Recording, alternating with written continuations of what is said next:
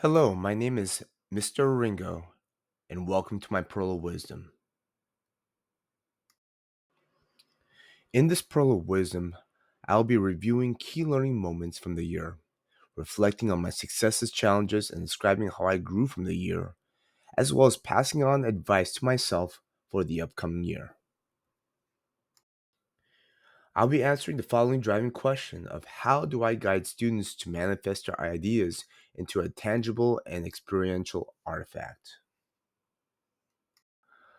One of my first learning moments is to make sure our students start with a plan, such as the storyboard, because without a plan, there is no goal and there is no process or road to get to their destination. So we have to make sure that students know where they need to go to, and that starts with a plan. Another learning moment is to make sure we set the expectations of how the product and the process of getting to the product looks like. Because without these expectations, students don't know how it looks like to get there.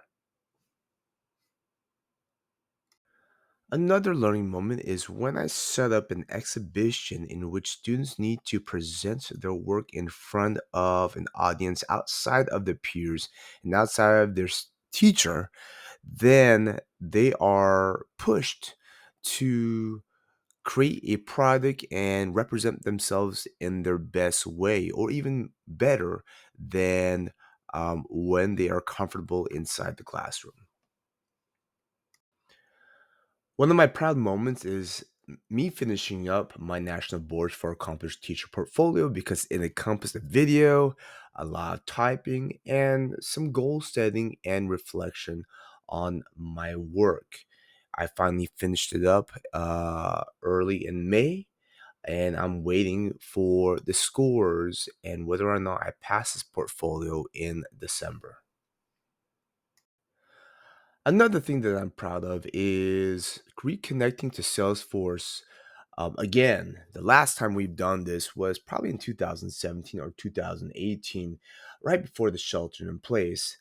It took a little while for me to reconnect because I needed to find uh, a point person at Salesforce, and I had struggled doing that. And now that I know who the point person is, I can reconnect with them in the upcoming year. And another proud moment was supporting students as we pushed our students for better quality of their projects or boss battles. This is important because when we push our students to strive their best, then they have a better product. Challenging moment that I had was to find time to update the Innovators Hub. There are many missions and boss battles that still have an old format as I'm trying to convert all the old format into a Google Slides format. It's taking a lot of time, and I guess the summertime is the best time for me to do that since I have to re record some of the old videos. Another challenging moment is to balance the three jobs that I have and do an exceptional job with all three areas while taking care of my mental and physical well being in my personal life. In order for me to overcome this challenge, I have to make sure I calendar in the dates in which those important events happen and make sure I calendar in the days where I need rest for myself. Another challenging moment was to inform families on their child's great moments. Um, in order for me to overcome this challenge for the future, I need to document when that child does things great.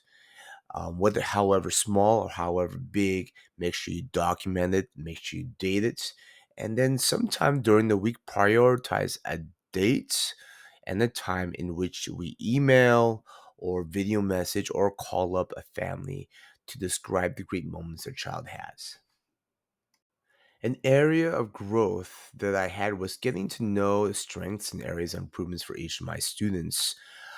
This was important because this informed me of how I might use the student strengths in a particular task and how I might set goals for students as they are improving their areas of weaknesses. Another thing that I improved on is keeping track of the progress of complex parts of a project. And I think when we look at this charts, I kept track of the students' final boss battle and kept track of what they got done and feedback that I've given them. This is a great way for me to document the conversations I have with the students so that I keep them accountable to what they need to do.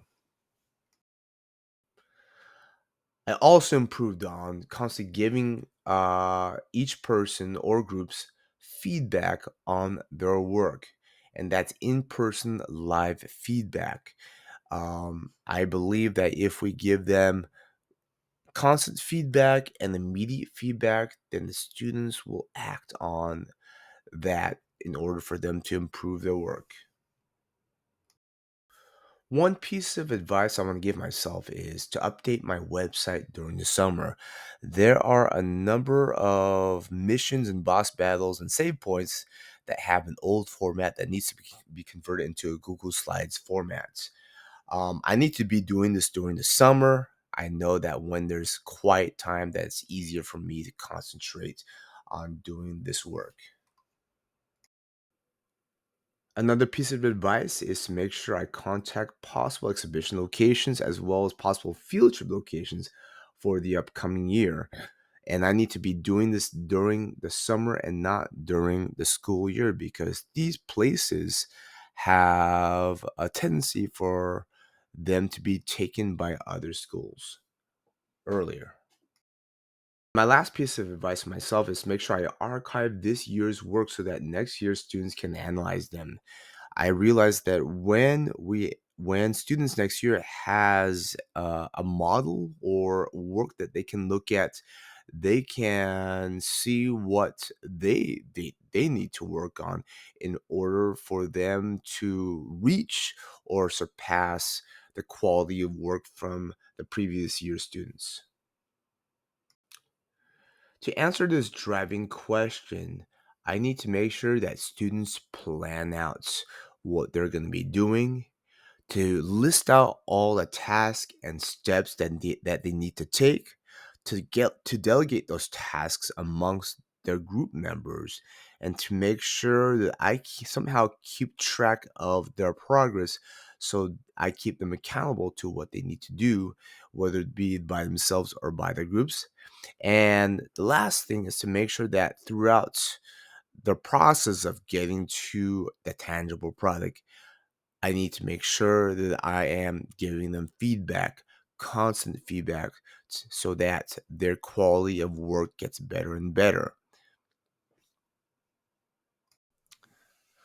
This concludes our STEAM adventures, and thank you for listening to my reflection.